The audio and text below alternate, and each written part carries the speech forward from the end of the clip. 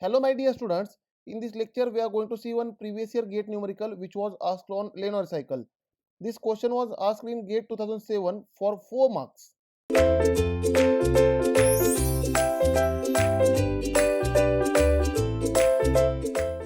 Now see here, there are two questions. This is a common data question, right? Common data question and question number 1 and question number 2. Question number 1 is for 2 marks, question number 2 is for 2 marks, right? This was asked in GATE 2007. Now the question is, the thermodynamic cycle with an ideal gas as working fluid is shown below. Here pressure versus volume diagram is given.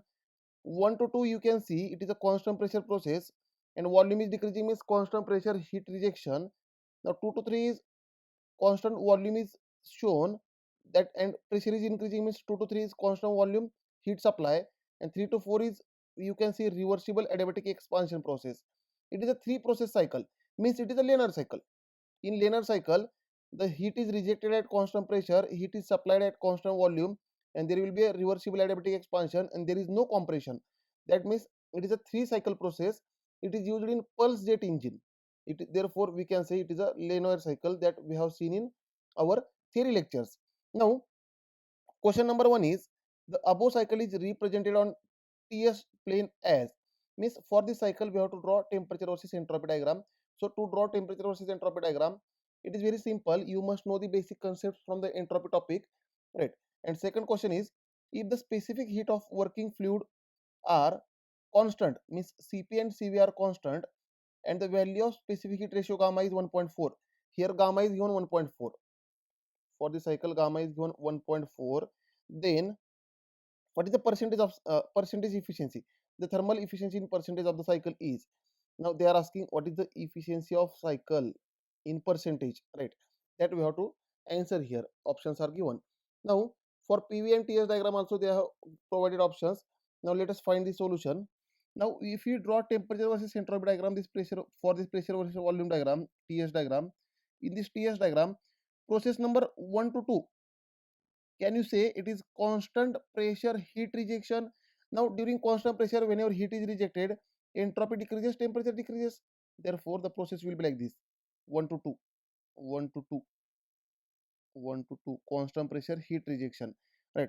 During heat rejection, entropy decreases and temperature also decreases. Now 2 to 3, 2 to 3 is constant volume heat supply, and as heat is supplied, the temperature will increase and entropy will also increase. And my dear students, the slope of constant volume process dt by ds for constant volume process is always more than dt by ds for constant pressure process. That already you have learned in entropy topic. That means simply we can say the slope of constant volume process on temperature versus entropy diagram is more than slope of constant pressure process on temperature versus entropy diagram, right? Because this dt by ds of constant volume process is nothing but T by Cv, and this dt by ds of constant pressure process is nothing but T by Cp, and as Cp is always more than Cv, therefore T by Cv is more than T by Cp. Now therefore from these two we have to draw constant volume process having more slope than constant pressure process. Therefore the constant volume process will be like this. This will be the constant volume process, constant volume 2 to 3. And my dear students, 3 to 4 is reversible adiabatic expansion, and during reversible adiabatic expansion entropy remains constant but temperature decreases. Therefore 3 to 1 there will be a straight vertical line like this, entropy remains constant. Therefore look at the options. Can you see option C is correct choice? 1 to 2, 2 to 3 and 3 to 1, right? Therefore here the answer for first question is option C. Now let us understand the second question. Now for second question, they have provided the value of gamma, that is 1.4, and they are asking what is the efficiency of cycle. And my dear students, for linear cycle already we have derived the formula to find efficiency of linear cycle in theory lectures.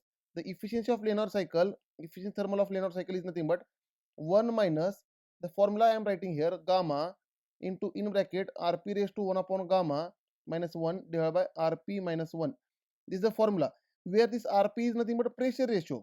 It is a pressure ratio, that is maximum pressure in the cycle divided by minimum pressure in the cycle. Therefore this pressure ratio is equal to maximum pressure in the cycle is P3, which is nothing but 400, right? Therefore it is equal to P3 divided by minimum pressure in the cycle is P1 or P2. we can say P1 and P2 both are minimum divided by P2, right? Therefore is equal to 400 divided by 100. Therefore pressure ratio is 4. Here pressure ratio is 4, gamma is 1.4. So let us put here these values in efficiency formula, right? Therefore here efficiency of cycle, we are going to find efficiency of cycle. Therefore efficiency of linear cycle is equal to 1 minus gamma into Rp raised to 1 upon gamma minus 1 divided by Rp minus 1. Let us put the values. Therefore is equal to 1 minus gamma is 1.4 into bracket 4 raised to 1 upon 1.4 minus 1 divided by 4 minus 1, right? All the values if I substitute, and let us find the efficiency. My dear students, by putting all these values, the efficiency of linear cycle you will find as this efficiency of linear cycle is equal to, let us solve this question, right? If you solve this, you will find that 0.2105, this answer you will get. But in question they are asking what is the efficiency in percentage. Can you see here? I will enlarge this. See, they are asking what is the efficiency in percentage of the cycle. Percentage means we have to multiply with 100, right? Therefore let us find the efficiency in percentage. Now here, therefore this efficiency in percentage is equal to 21.05%. This will be your answer. So let us check the answers. 21.05, which is the answer? Option A. Can you see here? Option A is correct choice. Therefore for second question, option A is right choice. Thank you dear students. In next lecture we will see more numericals on this topic.